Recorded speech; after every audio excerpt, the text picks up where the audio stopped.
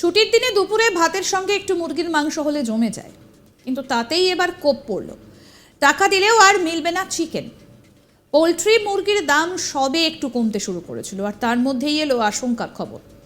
বৃহস্পতিবার থেকে রাজ্য জুড়ে পোলট্রির মুরগি সরবরাহ বন্ধ রাখার সিদ্ধান্ত নিল পোলট্রি সংগঠন। পুলিশি জুলুমের প্রতিবাদে শুক্রবার থেকে পোলট্রি মুরগি ব্যবসায় লাগাতার ধর্মঘট। মূলত পোলট্রি মুরগি পরিবহনকারী সংস্থাগুলি এই ধর্মঘট ডেকেছে। শুক্রবার সকাল থেকেই বাজারে পোলট্রি মুরগির যোগান অনেকটা কমেছে। ধর্মঘট চলতে থাকলে শনিবার থেকে পোলট্রি মুরগির সংকট দেখা দেবে বাজারে। পশ্চিমবঙ্গ পোলট্রি ট্রেডার্স অ্যাসোসিয়েশনের পুলিশে জুলুমের প্রতিবাদে বৃহস্পতিবার রাত থেকে লাগাতার ধর্মঘটের ডাক দিয়েছে। যদিও এই ধর্মঘটকে সমর্থন করেনি পশ্চিমবঙ্গের মুরগি ব্যবসার সঙ্গে যুক্ত বৃহৎ সংগঠন poultry federation. West Bengal poultry traders অ্যাসোসিয়েশনের তরফে ধর্মঘটের জেরেই মাংসের যোগানে সংকট তৈরি হবার আশঙ্কা দেখা দিয়েছে। পোলট্রি ফার্মগুলিতে যে মুরগি উৎপাদিত হয় তা খোলা বাজারে নিয়ে আসেন ট্রেডাররা। রাজ্যে পোলট্রি ট্রেডার্স অ্যাসোসিয়েশনের আওতায় প্রায় 4,500 গাড়ি চলে। অভিযোগ, রাজ্য জুড়ে বিভিন্ন থানা এলাকায় এইসব গাড়ির ওপর চলছে পুলিশি জুলুমবাজি। তারই প্রতিবাদে এই ধর্মঘট।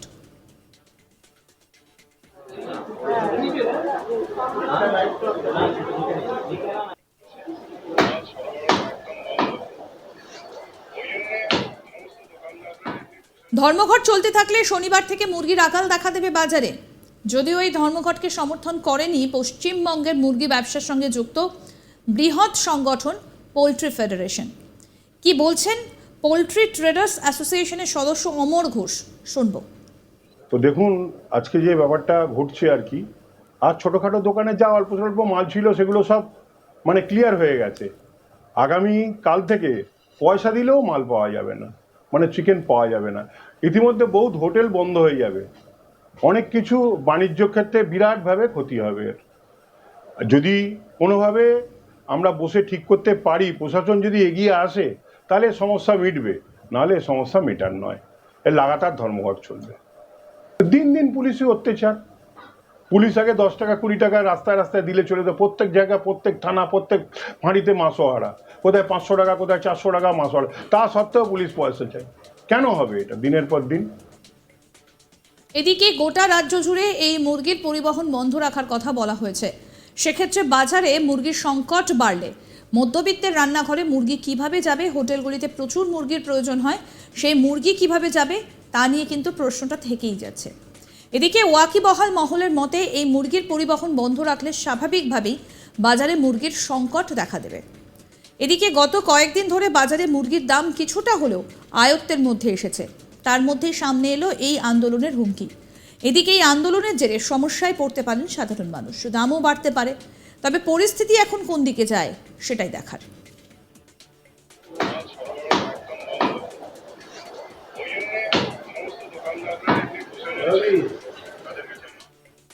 আমাদের প্রতিনিধি অনির্বাণ সিংহ রায় কি প্রতিবেদন তুলে ধরেছেন, আসুন শোনে। রোববার দিন বাড়িতে চিকেন দিয়ে ভাত খান এবং মুরগির মাংস দিয়ে কে না ভাত খেতে ভালোবাসে বলুন তো? কারণ অনেকের বাড়িতেই রোববার কিন্তু মাংসটা একেবারে অনিবার্য, এবং তার পাশাপাশি অনেকেই বাইরে রাস্তাঘাটে মাংস, মাছ এই ধরনের খাবার তো খেয়েই থাকি। সেই জায়গায় দাঁড়াতে গেলে একদিকে আমরা জানি যে কোথাও গিয়ে মুখরোচক খাবার হিসাবে কিন্তু মাংস সবার পাতেই থাকে, এবং এই মুহূর্তে দাঁড়িয়ে একটি সংকট তৈরি হয়েছে। এবং সেই সংকটের কথা যদি বলতে হয় তাহলে অবশ্যই মুরগির মাংস নিয়ে। কারণ পোলট্রি যে মুরগির মাংস আসে, সেই মুরগির মাংস অ্যাসোসিয়েশন এবার একটি ধর্মঘট ডাকতে চলেছে, এবং ইতিমধ্যেই আমরা যা খবর পাচ্ছি যে বৃহস্পতিবার থেকে সেই ধর্মঘট কিন্তু শুরু হয়ে গিয়েছে। এবং মুরগির মাংস বাড়িতে কি শেষ, যে এবারের যে সপ্তাহের শেষ রবিবার, সেদিন কি আদেও আমরা পাবো, সেটা নিয়ে কিন্তু একটা সংশয় ইতিমধ্যেই তৈরি হয়েছে। কারণ মুরগি যে পোলট্রি ফার্ম যে অ্যাসোসিয়েশন, তারা কিন্তু একটি ধর্মঘট ডেকেছে, এবং মূলত পশ্চিমবঙ্গে সেই ধর্মঘটটি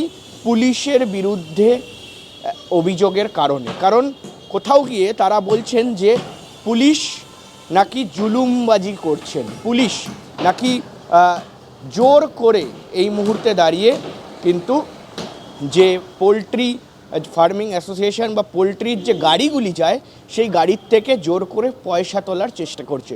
সম্প্রতি একটি ঘটনা ঘটে এবং সেই ঘটনায় পশ্চিমবঙ্গে দেখা যায় যে গাড়ির ড্রাইভার তিনি পুলিশকে 100 টাকা দিতে চান, কিন্তু পুলিশ 100 টাকায় সন্তুষ্ট হয়নি, এমনটা কিন্তু সেই ড্রাইভারের অভিযোগ। এবং তারপর যা দেখা যায় যে সেই ড্রাইভারকে কোথাও গিয়ে নিগ্রহ করা হয়, মারধর করা হয় এবং তারপরই কিন্তু এই মুহূর্তে যারা পোলট্রি অ্যাসোসিয়েশন রয়েছে তারা কিন্তু ধর্মঘট ডেকেছে এবং অনির্দিষ্টকালের জন্য এই ধর্মঘট এমনটা কিন্তু বলা হয়েছে, কারণ আগামী কয়েকদিন ধরেই এই ধর্মঘট চলবে যদি না এই মুহূর্তে রাজ্য সরকার বা পুলিশের তরফে কোনো রকম উদ্যোগ নিয়ে তাদের সঙ্গে কোনো রকম সমঝোতা করা হচ্ছে। কারণ এই মুহূর্তে দাঁড়িয়ে বিভিন্ন জায়গায় 4000-এরও বেশি, পশ্চিমবঙ্গে এই মুহূর্তে 4000-এরও বেশি যে মুরগি সরবরাহ হয়, পোলট্রি সরবরাহ হয়, সেটার কোথাও গিয়ে গাড়ি রয়েছে এবং সেই গাড়িগুলি থেকে নাকি জুলুম করে টাকা তোলা হচ্ছে, সেটাই মূলত এই মুহূর্তে অভিযোগ। এবং যারা পোলট্রি অ্যাসোসিয়েশনের মানুষজন আছেন, যারা লোকেরা আছেন, যারা দায়িত্বে আছেন, তার পাশাপাশি যারা এই মুহূর্তে মুরগি ব্যবসায়ী পোলট্রি অ্যাসোসিয়েশনের সঙ্গে যুক্ত, তারা কিন্তু যে চিকেন, যে মুরগির মাংস সরবরাহ, সেই সরবরাহ কিন্তু বন্ধ করে দেবে।